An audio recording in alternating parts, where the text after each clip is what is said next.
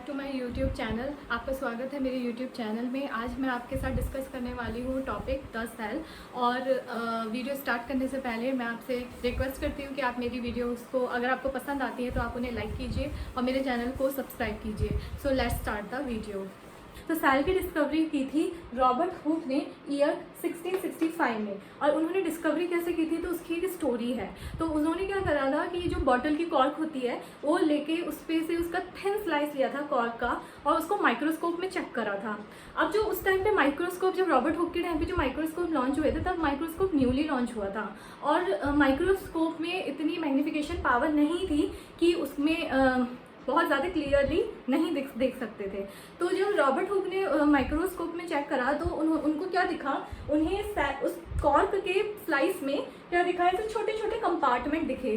छोटे छोटे कंपार्टमेंट का मतलब है कि छोटे छोटे एक उन्हें ऐसे बॉक्स जैसे स्ट्रक्चर दिखे। तो उन्होंने देखा कि ये तो प्रिजनर्स को जहाँ रखते हैं सेल, तो प्रिजनर्स को रखने वाले रूम की तरह दिख रहे हैं जब प्रिजनर्स को रखा जाता है। तो उन्होंने इस कंपार्टमेंट को, जो छोटे छोटे कंपार्टमेंट उन्हें दिख रहे थे उस स्लाइस के पीस में, तो उन्होंने उसको भी क्या बोल दिया, सेल बोल दिया।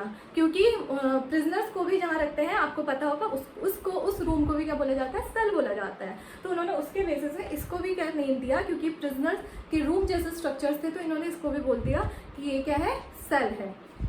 सो now come to the main topic जो है आपका सेल। व्हाट इज सेल, इसकी क्या डेफिनेशन होती है। So let's start the definition. So इसकी डेफिनेशन है cells are the smallest functional units of body, they are group together to form tissue. अब ये बोल रहा है कि जो सेल है वो सबसे छोटे और फंक्शनल यूनिट है हमारी बॉडी के। फंक्शनल यूनिट मतलब ये फंक्शन कर रहे हैं और सबसे छोटे इसलिए बोलेंगे क्योंकि इन्हें नेकेड आई से तो देखना इम्पॉसिबल है। इन्हें हम सिर्फ माइक्रोस्कोप की हेल्प से ही देख पाते हैं, इसलिए इन्हें स्मॉलेस्ट बोला गया है। और फंक्शनल का मतलब है क्योंकि ये फंक्शन करते हैं और इनका बहुत इंपॉर्टेंट फंक्शन है। मीन्स हमारी जो पूरी बॉडी है या हमारी जो पूरी लाइफ है, जो लाइफ की बिगिनिंग है वो एक सेल से ही स्टार्ट होती है। अभी हम देखेंगे कैसे स्टार्ट होती है। सो इस पे लिखा है कि they are group together to form tissue. ये क्या होते हैं, ये एक ग्रुप बनाते हैं। और जब सेल्स, बहुत ढेर सारे सेल्स जो एक ही जैसे दिखते हैं, एक ही जैसा उनका काम है, जब वो एक साथ मिलते हैं तो उनसे क्या बनता है, टिश्यू। ये बहुत इंपॉर्टेंट है आपको समझना कि टिश्यू कैसे बना है। टिश्यू जब सेल्स जो एक सा काम करते हैं, अलग अलग सेल्स को लाके आप टिश्यू नहीं बना सकते। जो सेल एक जैसा काम कर रहे हैं, एक जैसा फंक्शन करते हैं, उन सेल के ग्रुप को ही हम क्या बोलते हैं, टिश्यू बोलते हैं। जैसे एग्जांपल के मैंने यहाँ दिया है आपको ब्लड और बोन। ब्लड क्या है, फ्लूइड कनेक्टिव टिश्यू है और बोन भी आपका क्या है, एक टिश्यू है। तो अब बोन में ब्लड के सेल्स तो नहीं आ सकते और ब्लड में बोन के सेल्स नहीं हो सकते।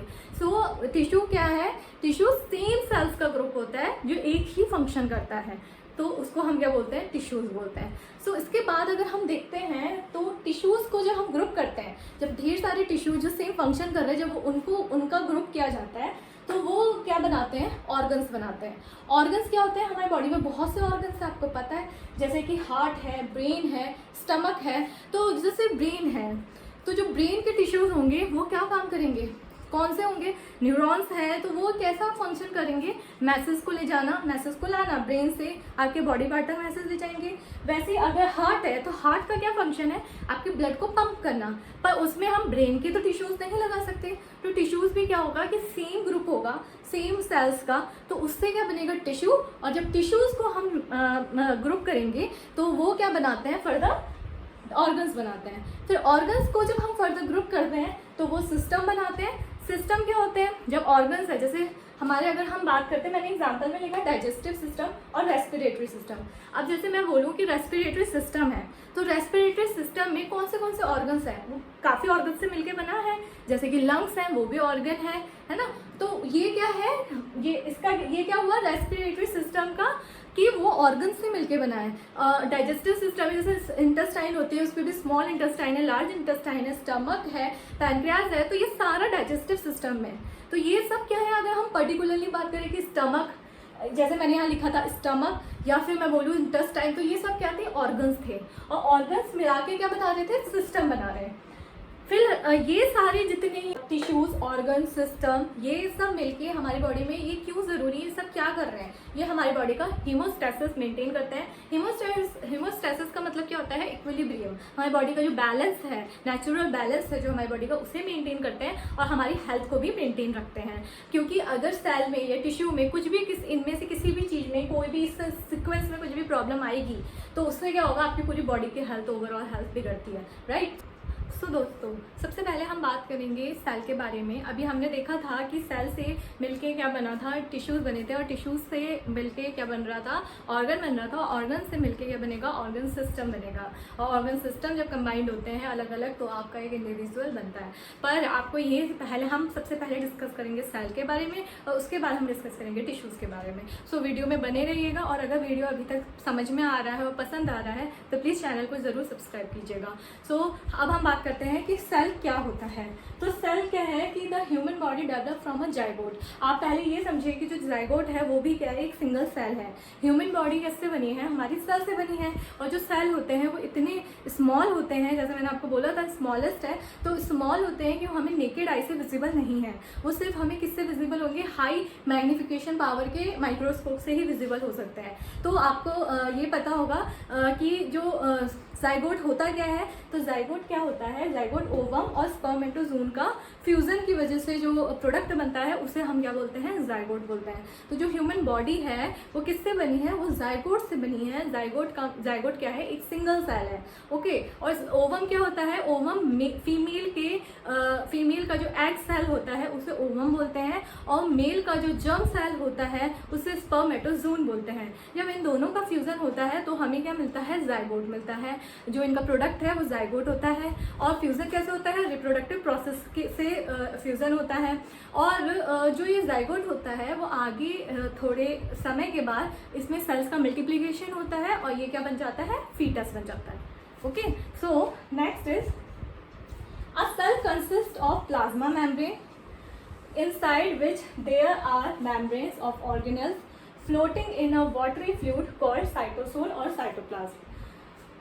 नेक्स्ट पॉइंट क्या है कि जो सेल है वो बोल रहा है कि सेल किससे बना हुआ है, उसमें एक प्लाज्मा मेम्ब्रेन है। प्लाज्मा मेम्ब्रेन के अंदर सेल में क्या होता है, ऑर्गेनल्स होते हैं। ऑर्गेनल्स क्या है अभी मैं आपको बताती हूँ। तो ऑर्गेनल्स क्या कर रहे हैं, उसमें फ्लोटिंग कर रहे हैं, उसमें तैर रहे हैं। तैरेंगे कहाँ पे, लिक्विड है उसके अंदर भरा हुआ, और उस फ्लूइड को, जो फ्लूइड उसमें फिल है सेल के अंदर, उस फ्लूइड को हम साइटोसोल बोलते हैं। साइटोसोल या फिर आप उसे साइटोप्लाज्म भी, आपने साइटोप्लाज्म सुना होगा, साइटोप्लाज्म भी उसे बोला जाता है। नेक्स्ट इज ऑर्गेनल्स क्या होते हैं। ऑर्गेनल्स क्या है, आर स्मॉल स्ट्रक्चर, ये छोटे छोटे स्ट्रक्चर हैं जो साइटोप्लाज्म के ऊपर पड़े होते हैं या फ्लूइड में फ्लोट कर रहे होते हैं विद स्पेशलाइज्ड फंक्शन। और इनके फंक्शन कैसे होते हैं, ये स्पेशल फंक्शन परफॉर्म करते हैं, नॉर्मल फंक्शन नहीं परफॉर्म करते, बहुत स्पेशल फंक्शन परफॉर्म करते हैं ऑर्गेनल्स का। अभी हम डिस्कस करेंगे कौन से फंक्शन कौन से ऑर्गेनल्स परफॉर्म करते हैं। तो पहले देखते हैं कि ऑर्गेनल्स कौन से हमारे सेल में प्रेजेंट है। तो पहला है न्यूक्लियस, ठीक है, न्यूक्लियस आप सबने सुना होगा, न्यूक्लियस सबसे पहला है। नेक्स्ट है माइटोकॉन्ड्रिया, नेक्स्ट है राइबोसोम्स, नेक्स्ट है एंडोप्लाज्मिक रेटिकुलम जिसको शॉर्ट में ERB बोला जाता है। नेक्स्ट है गोल्जी अपैरेटस जिसे हम गोल्जी बॉडीज भी बोलते हैं। नेक्स्ट है लाइसोसोम्स, और उसके बाद है माइक्रोट्यूब्यूल्स या फिर माइक्रोफिलामेंट। सो हम स्टार्ट करेंगे। सबसे पहले हम देखेंगे कि प्लाज्मा मेम्ब्रेन क्या होती है। मैंने एक स्ट्रक्चर बनाया है सिंपल सेल का ताकि आपको इजी हो जाए समझने में। मैंने वहाँ पे जैसे नेम्स मेंशन किए थे तो मैंने यहाँ पे डायग्राम में सब लेबल कर दिया है तो आपको समझ में आ जाएगा। तो सबसे पहले स्टार्ट करते हैं सेल के आउटर कवरिंग से, जो इसकी बाहर की जो लेयर है वो कौन सी है, प्लाज्मा मेम्ब्रेन। इसी के अंदर मैंने आपसे क्या बोला था, फ्लूइड भरा हुआ है, उस फ्लूइड को क्या बोलते हैं, साइटोप्लाज्म। उसके बाद मैंने आपसे बोला था कि इसमें क्या है, ये स्लिपर लाइक जो आपको स्ट्रक्चर दिख रहे हैं ये यहाँ पे, तो ये क्या है, माइटोकॉन्ड्रिया। उसके बाद आपको मैंने बताया था, हाँ, तो जो सेल के सेंटर में आपको एक सर्कल दिख रहा है वो क्या है सेल का, उसे बोलते हैं न्यूक्लियस। ओके, ये बहुत इंपॉर्टेंट है, अभी हम आगे डिस्कस करेंगे।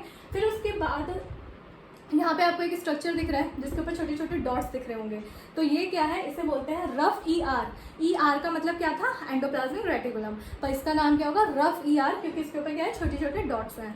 और यहाँ पे भी देखिए सेम स्ट्रक्चर यहाँ पे भी है पर यहाँ पे डॉट्स नहीं है, तो इसको हम क्या बोलेंगे, स्मूथ ER। स्मूदाकार, मतलब स्मूथ एंडोप्लाज्मिक रेटिकुलम। उसके बाद आप देखिए ये जो छोटे छोटे डॉट्स हैं स्ट्रक्चर, उन्हें क्या बोलते हैं, राइबोसोम्स। और जो क्या बचा लास्ट, ये आपका बचा, ये है इसे बोलते हैं गॉल्जी अपैरेटस, या आप इसे बोलेंगे गॉल्जी बॉडीज। और अब हम इन सब के बारे में एक बार डिटेल में डिस्कस कर लेते हैं। तो सबसे पहले हम स्टार्ट करेंगे हमारी प्लाज्मा मेम्ब्रेन से, आउटर कवरिंग से। तो हम बात करेंगे सबसे पहले प्लाज्मा मेम्ब्रेन की, जो सेल का आउटर मोस्ट पार्ट था, तो वो प्लाज्मा मेम्ब्रेन है, जो उसकी आउटर कवरिंग है। तो हम पहले डिस्कस कर लेते हैं कि प्लाज्मा मेम्ब्रेन का स्ट्रक्चर कैसा है एक्चुअल में। प्लाज्मा मेम्ब्रेन क्या होती है, वो सारे के सारे ऑर्गेनेलीज को और अंदर के साइटोप्लाज्म को या न्यूक्लियस को प्रोटेक्ट करके रखती है, क्योंकि उस वो क्या है, आउटर मोस्ट कवरिंग है। और सारे प्लाज्मा मेम्ब्रेन को it is selectively permeable membrane, इसे सेलेक्टिवली परमेएबल मेम्ब्रेन भी बोला जाता है। क्यों बोला जाता है, क्योंकि ये सिर्फ कुछ चीज़ों को ही सेल के अंदर आने देती है, सबको सेल के अंदर नहीं आने देती। जब कोई चीज़ को सेल के अंदर आना होता है ये तभी खुलती है, अदरवाइज ये कैसी रहती है, ये बंद रहती है। Next is consist of 2 layers of phospholipid with protein. अगर आप ये स्ट्रक्चर देखें, मैंने आपके लिए एक ईजी स्ट्रक्चर बनाया है, तो इस स्ट्रक्चर में आप देख पाएंगे कि ये डबल लेयर है। और ये किस तरीके से दिख रही है, थोड़ा थोड़ा ये सैंडविच जैसा दिख रही है। और ये डबल लेयर है जिसके बीच बीच में ये रेड रेड जो मैंने बनाए हैं वो क्या है, प्रोटीन है। प्रोटीन मॉलिक्यूल्स क्या होते हैं, इसमें बीच बीच में प्रोटीन मॉलिक्यूल्स भी प्रेजेंट रहते हैं। और ये क्या है, बाई लेयर है, मतलब इसमें 2 लेयर्स है, एक ये है पूरी और इसके नीचे एक दूसरी लेयर है। ओके, सो यहाँ पे लिखा है consist of 2 layers of phospholipid. अब फॉस्फोलिपिड होते क्या है, फैटी सब्सटेंस होता है, ठीक है, फैट से बनी है ये। लिपिड्स मीन्स फैट होता है, ओके, फैटी सब्सटेंस से बनी है, जिसके इसमें इसके साथ क्या है, और प्रोटीन्स भी हैं, okay, embedded with proteins, protein इस पे धसे हुए हैं कहीं कहीं पे। Phospholipid molecule have a head which is hydrophilic. तो जो फॉस्फोलिपिड मॉलिक्यूल्स होते हैं, जो ये फॉस्फोलिपिड मॉलिक्यूल्स हैं, तो ये क्या हैं, ये हाइड्रोफिलिक हैं। Hydrophilic means they are water loving, okay, तो ये वाटर को पसंद करते हैं, वाटर लविंग है। एंड जो टेल होती है, जो टेल जो आप देख सकते हो, सारी टेल कहाँ है, अंदर की तरफ है। तो जो टेल है उस पर कोई चार्ज नहीं होता, और वो क्या होती है, हाइड्रोफोबिक होती है, मतलब वाटर को हेट करती है। ओके, अब आपको देख सकते हैं आप, ये जितने मैंने सर्कल बनाए हैं ये सारे हेड है, और अंदर जो ये लाइंस दिख रही हैं आपको वो सब इनकी टेल्स है। ओके, तो हेड कहाँ की तरफ है, बाहर की तरफ है, और सब टेल्स कहाँ को है, अंदर की तरफ है। सो नेक्स्ट है जो फॉस्फोलिपिड है, ये बाई लेयर है, पता है आपको 2 लेयर है। और किस तरीके से अरेंज हो रही है, जैसे सैंडविच होता है, सैंडविच 2 ब्रेड को लग रखते हैं, वैसे इसकी लेयर्स भी इसी तरीके से अरेंज है। जो इस पे हाइड्रोफिलिक हेड, हाइड्रोफिलिक मतलब जो वाटर लविंग हेड है वो बाहर को है, और हाइड्रोफोबिक टेल जो है वो सब अंदर को है। सो इससे क्या होता है, यही चीज़ हाइड्रोफोबिक टेल और हाइड्रोफिलिक हेड की वजह से ही इसमें जो मैंने बोला इसको सेलेक्टिवली परमेएबल है, वो यही इसीलिए है क्योंकि जो हाइड्रोफोबिक और हाइड्रोफिलिक है इसी की वजह से सिर्फ कुछ ही सब्सटेंस उसके अंदर एंटर कर पाता है सेल के अंदर, और बाकी सब चीज़ें सेल के अंदर एंटर नहीं कर पाती। इसीलिए इसे सेलेक्टिवली परमेएबल बोला है, क्योंकि सेलेक्ट करती है कि क्या चीज़ सेल के अंदर जाएगी और क्या सेल के अंदर नहीं। हम बात करने वाले हैं न्यूक्लियस के बारे में। तो जो न्यूक्लियस होता है वो एक्चुअल में क्या है, और ये एक ऑर्गेनल है जो हमारे सेल में पाया जाता है, और ये मोस्ट इम्पॉर्टेंट ऑर्गेनल है एक्चुअल में, और ये लार्जेस्ट ऑर्गेनल भी है। बाकी भी ऑर्गेनल मैंने आपको बताए थे, तो उनमें जो सबसे बड़ा ऑर्गेनल है वो न्यूक्लियस ही है। सो देखते हैं न्यूक्लियस के बारे में। तो nucleus is also known as the brain of the cell. Nucleus को हम और क्या बोलते हैं, न्यूक्लियस को हम ब्रेन ऑफ द सेल ही बोलते हैं। क्यों, क्योंकि ये ब्रेन की तरह कैसे काम करता है, ये जिस सेल के जो बाकी ऑर्गेनल है उनके सारे फंक्शंस को कंट्रोल करता है, उन्हें मैसेज देता है, और सारे फंक्शंस को वही कंट्रोल करता है। जो भी सेल में डैमेज है उसके लिए भी वही रिस्पॉन्स देता है। सो इसलिए हम न्यूक्लियस को क्या बोलते हैं, ब्रेन ऑफ द सेल बोलते हैं, क्योंकि it controls all the activities of the cell. Next point is nucleus is also covered by the membrane called nuclear membrane. तो अब आपको मैंने अभी बताया था कि जो सेल है वो भी कवर्ड था, तो इस लेयर को हमने क्या बोला था, प्लाज्मा मेम्ब्रेन बोला था। वैसे ही न्यूक्लियस भी कवर्ड है उस एक लेयर से, और पर उसको हम प्लाज्मा मेम्ब्रेन नहीं बोलते हैं, उसे हम बोलते हैं न्यूक्लियर मेम्ब्रेन। ऐसा क्यों? क्योंकि ये न्यूक्लियस को कवर करना ईजी है, आप नाम को भी ईजिली इसको लिख सकते हैं और याद कर सकते हैं, क्योंकि न्यूक्लियस को जो कवर कर रही है वो न्यूक्लियर मेम्ब्रेन है, और जो साइटोप्लाज्म को कवर कर रही थी या प्लाज्मा को कवर कर रही थी वो क्या थी? प्लाज्मा मेम्ब्रेन थी। ओके, फिर next is nucleus contain DNA the heredity material. तो नेक्स्ट पॉइंट में आने से पहले मैं आपको एक पॉइंट बता देती हूँ, एक चीज़ कि जो ये न्यूक्लियर मेम्ब्रेन है, जैसे प्लाज्मा मेम्ब्रेन सेलेक्टिवली परमेबल थी, ये भी क्या करती है अपने जो भी ये प्रोडक्शन होता है, ये भी मटेरियल्स को यहाँ से, इस पे पोर्स होते हैं, इस पे छोटे छोटे पोर्स हैं, छेद हैं, तो वो क्या करते हैं, उनमें से जो मटेरियल है वो ये फ्लूइड में जो ये साइटोप्लाज्म है उस पे आ जाता है, और साइटोप्लाज्म से भी जो मटेरियल नीडेड है न्यूक्लियस के लिए वो साइटोप्लाज्म से कहाँ चला जाता है? सेल के अंदर चला जाता है। Okay, so now come to next point, nucleus contain DNA the heredity material. Nucleus क्या कंटेन करता है? हमारी बॉडी का जो सबसे इम्पॉर्टेंट पार्ट है, जो कि हमारे जीन्स हैं, हमारे हेरिडिटी मटेरियल है, हमारे क्रोमोसोम्स हैं, वो किस में होते हैं? वो न्यूक्लियस के अंदर ही होते हैं। इसलिए जो न्यूक्लियस है, मैंने बोला, वो सबसे इम्पॉर्टेंट होता है, सबसे इम्पॉर्टेंट ऑर्गेनल ही है, बाकी भी इम्पॉर्टेंट है, बट ये सबसे, इसको ब्रेन ऑफ द सेल बोला गया है। और इसमें सारा डीएनए मटेरियल है जो एक जनरेशन से दूसरी जनरेशन में जाता है, कि पर्सन कैसा दिखेगा, पर्सन की क्या कैरेक्टरिस्टिक होंगे, वो सब उसके पेरेंट्स थे, कहाँ पेरेंट्स उसके बच्चों में आता है, आपने देखा है, आपको पता है, तो वो किस वजह से आता है? क्योंकि न्यूक्लियस में क्या है? डीएनए है। डीएनए की फुल फॉर्म क्या होती है? Deoxy ribo nucleic acid. ठीक है, तो ये क्या है? एक हेरिडिटी मटेरियल है। डीएनए आगे जब इसका डिवीजन होता है फर्दर, तो वो क्रोमोसोम बन जाता है, और क्रोमोसोम की सब यूनिट होती है जीन्स। ओके, क्रोमोसोम्स में एक छोटी छोटी यूनिट्स हैं, उन्हें बोला जाता है जीन्स, जहाँ पे हमारी सारी हमारी जो कैरेक्टरिस्टिक्स है वो सब उसी में होती है। हम बात करने वाले हैं अपनी अगली ऑर्गेनल की, तो जो कि है माइटोकॉन्ड्रिया। तो मैंने आपको अभी पहले वीडियो में बताया था कि माइटोकॉन्ड्रिया क्या होता है? जो ये स्लिपर लाइक दिखते हैं स्ट्रक्चर्स, उनको हम माइटोकॉन्ड्रिया बोलते हैं। देखिए, मैंने आपके लिए एक डायग्राम भी यहाँ बनाया है कि ये माइटोकॉन्ड्रियाज हैं। ओके, और ये जो डॉट डॉट डॉट डॉट है वो क्या है? राइबोसोम्स है। ओके, सो देखिए, जो माइटोकॉन्ड्रिया होता है वो क्या है? They are sausage shaped structure. ये कैसे दिखते हैं? सॉसेज की तरह दिखते हैं। आपने हॉट डॉग देखा होगा या मूवीज में सुना होगा, तो उसके अंदर जो बीच में सॉसेज जैसा होता है, सॉसेज डलता है जो, वो उसकी तरह इनका स्ट्रक्चर है, ये उसी की तरह दिखते हैं। Next is, it is also known as power house of the cell. इसको और क्या बोलते हैं? Power house of the cell बोलते हैं। पावर हाउस क्यों बोल रहे हैं? क्योंकि ये पावर देता है पूरे सेल को, और अगर ये पावर नहीं देगा तो सेल के बहुत से फंक्शन नहीं वर्कआउट हो पाएंगे। सो ये कैसे पावर प्रोवाइड करता है, आइए देखते हैं। तो ये पावर ऐसे प्रोवाइड करता है कि they make ATP available for cell which release energy when needed. तो ये क्या करता है कि एनर्जी को देता है, पर किस फॉर्म में? एटीपी की फॉर्म में। और जब भी बॉडी को नीड होती है तो वो एटीपी ब्रेक डाउन हो जाता है और उसमें से एनर्जी रिलीज हो जाती है। और इवन जो सेल के अंदर भी बहुत सी चीज़ें होती है, जैसे कभी तो ये सेल को क्या कहते हैं? ओवरऑल एनर्जी प्रोवाइड कर रहा है, और उसको एनर्जी किस फॉर्म में प्रोवाइड कर रहा है ये आपको याद रखना है, वो है ATP. Okay, now next topic is ribosome. ये नेक्स्ट ऑर्गेनल है राइबोसोम, जो मैंने यहाँ पे बनाया था डॉट डॉट डॉट डॉट से, तो इसको हम राइबोसोम्स बोलते हैं। तो राइबोसोम्स होता क्या है? Tiny granules composed of RNA and protein. ये छोटे छोटे कण होते हैं जो सेल के ऊपर पाए जाते हैं, उसके सरफेस पे पाए जाते हैं। कहाँ पे फ्लोट कर रहे हैं? साइटोप्लाज्म में। और ये किससे बने हुए हैं? आरएनए और प्रोटीन से ये मिलके बनते हैं। तो राइबोसोम का क्या काम है हमारे सेल में? They make protein for cells. ये क्या करता है? सेल्स के लिए प्रोटीन बनाता है। आपको पता है कि प्रोटीन हमारी बॉडी के लिए क्या है? बिल्डिंग ब्लॉक्स है। और इवन सेल में भी कभी कभी डैमेज होता है, सेल की भी लेयर्स ब्रेक डाउन होती है, तो वहाँ पे ये राइबोसोम्स क्या करते हैं? प्रोटीन भेजते हैं, और वहाँ पे क्या करते हैं? जो भी डैमेज है सेल्स का, वो क्या हो जाता है? रिपेयर हो जाता है। सो ये था आपका माइटोकॉन्ड्रिया। चलिए दोस्तों, अब हम बात कर लेते हैं अपने अगले ऑर्गेनल की, जो कि है एंडोप्लाज्मिक रेटिकुलम, जिसको शॉर्ट में ER बोलते हैं।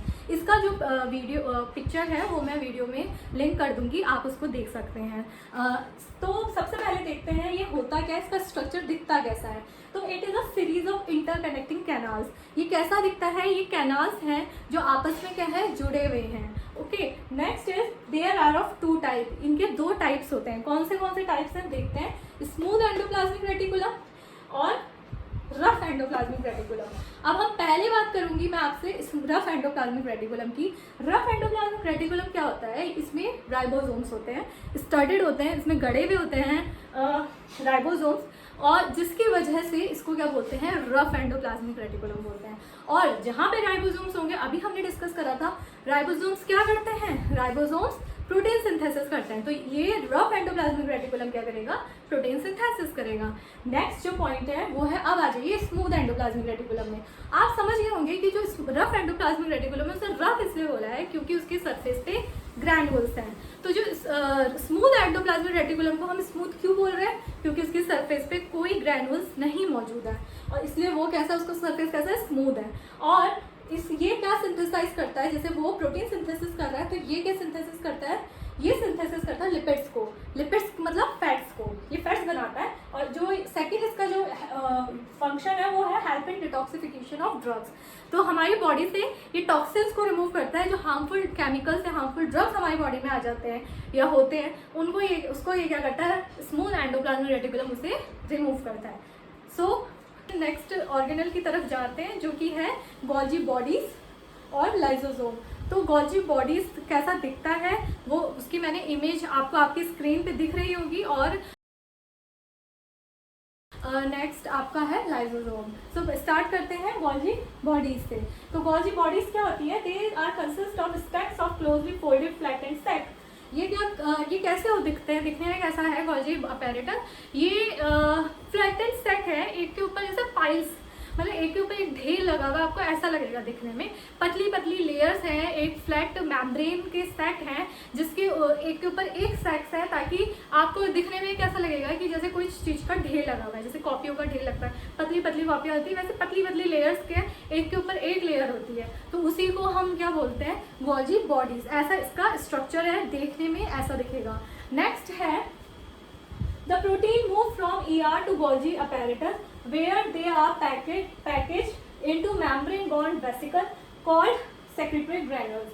तो क्या होता है, अभी मैंने आपको बताया था कि ER में, एंडोप्लाज्मिक रेटिकुलम में, कौन से वाले एंडोप्लाज्मिक रेटिकुलम में, रफ एंडोप्लाज्मिक रेटिकुलम में राइबोसोम्स प्रेजेंट है। तो वहाँ पे क्या सिंथेसिस हो रहा था, प्रोटीन बन रहा था। तो वो प्रोटीन एंडोप्लाज्मिक रेटिकुलम कहाँ भेज रहा है, गोल्जी अपैरेटस को भेजता है। और गोल्जी अपैरेटस उनको क्या करता है, उनको पैक करता है, प्रोटीन को पैक करने का काम करता है गोल्जी अपैरेटस, पैकेजिंग का काम करता है, और उन्हें पैक करके ये वेसिकल्स बना देता है, या उन्हें हम क्या बोलते हैं, सेक्रेटरी ग्रैनुल्स बोलते हैं। अब ये इनका क्या काम है आगे, ये क्या, vesicles are transported when required. तो जब जरूरत होती है सेल में, कहीं भी टूट फूट हो गई है, सेल डैमेज हुआ है, किसी चीज़ से इंजरी हुई है, तो जो गोल्जी अपैरेटस ने जो पैकेजिंग करी थी प्रोटीन की, वो उस डैमेज जगह पे, जहाँ पे भी चोट है, ट्रॉमा, इंजरी हुई है, उस जगह पे वो प्रोटीन का जो पैकेट है वो पहुँच जाता है और वहाँ पे रिपेयर कर देता है जो भी डैमेज है उसको। ओके, नेक्स्ट है हमारा लाइसोसोम। लाइसोसोम क्या होते हैं, they are known as suicide bag of cell. इन्हें सुसाइड बैग बोलते हैं सेल का। सुसाइड बैग कौन है, लाइसोसोम है। और they contain enzyme that break down organelle और large fragment within the cell. तो इसे सुसाइड बैग क्यों बोलते हैं। अब लाइसोसोम कैसा दिखता है, आपको इमेज में दिख रहा होगा अपनी स्क्रीन पे। तो लाइसोसोम को सुसाइड बैग क्यों बोलते हैं, क्योंकि इसके अंदर कुछ एंजाइम्स हैं जो क्या करता है, जब सेल बहुत पुराना हो जाता है या सेल में कुछ डैमेज हो जाता है या सेल की डेथ होने वाली होती है, तो यही क्या करता है, उसकी डेथ में हेल्प करता है, उसको अपने एंजाइम्स को रिलीज कर देता है, जिससे क्या होता है, सेल का ब्रेक डाउन हो जाता है और सेल टूट जाएगा, और जिसकी वजह से क्या होगा, जो सेल है वो उसकी डेथ हो जाती है। और ये इसमें भी हेल्प करता है कि जैसे कुछ बड़े फ्रेगमेंट है सेल के अंदर, कोई बड़े बड़े पार्टिकल्स हैं, तो उनको भी ब्रेक डाउन कर देता है। So this is lysosome. Lysosome is known as the suicidal bag of cell. तो हमने पहले क्या देखा था, हमने न्यूक्लियस देखा था, ब्रेन ऑफ द सेल, हमने उसके बाद हमने क्या देखा था, माइटोकॉन्ड्रिया देखा था, power house of the cell, और अब हम देख रहे हैं लाइसोसोम क्या करता है, suicidal bag of the cell. और गोल्गी अपैरेटस क्या कर रहा था, Golgi apparatus is helpful in packaging of the protein. Guys हमारा लास्ट टॉपिक है माइक्रोट्यूब्यूल्स एंड माइक्रोफिलामेंट। तो ये क्या है, ये ऑर्गेनल्स नहीं है बट ये सेल के कुछ स्ट्रक्चर हैं, तो देखते हैं इनके बारे में ये क्या है। पहला है microtubule, helps in the movement of organelles within the cell, they are made up of protein. तो जो ये माइक्रोट्यूब्यूल्स हैं ये किसके बने हैं, ये प्रोटीन के बने होते हैं। और ये क्या काम करते हैं, ये ऑर्गेनल्स हैं जो सेल के अंदर, उनको सेल के अंदर मूव करने के लिए, उनके मूवमेंट में हेल्प करते हैं। Next is microfilament, they are also made up of protein. तो माइक्रोफिलामेंट भी किसका बना हुआ है, प्रोटीन का बना होता है। Provide support and maintain characteristic of shape of cell. तो इसका क्या काम है, ये सेल का जो शेप होता है उसको सपोर्ट करता है और उसको मेंटेन रखता है, उसको बनाए रखता है, सेल का जो शेप है उसको बनाए रखता है और उसकी कैरेक्टरिस्टिक्स को भी, जो सेल की कैरेक्टरिस्टिक्स है उसको भी मेंटेन रखता है। So this is all about microtubules and microfilament. Tubules help in the movement of the organelles within the cell and filament help in the to maintain the shape of the cell. So that's it for the video guys and that's it for the video. I hope आपको video समझ में आया होगा। अगर आपको video समझ में आया है और अच्छा लगा है तो please hit the like button और मेरे चैनल को ज़रूर सब्सक्राइब करके जाइएगा ताकि मुझे मोटिवेशन मिले और मैं आ मिलती हूँ आपसे नेक्स्ट वीडियो में। Till then take care, bye bye.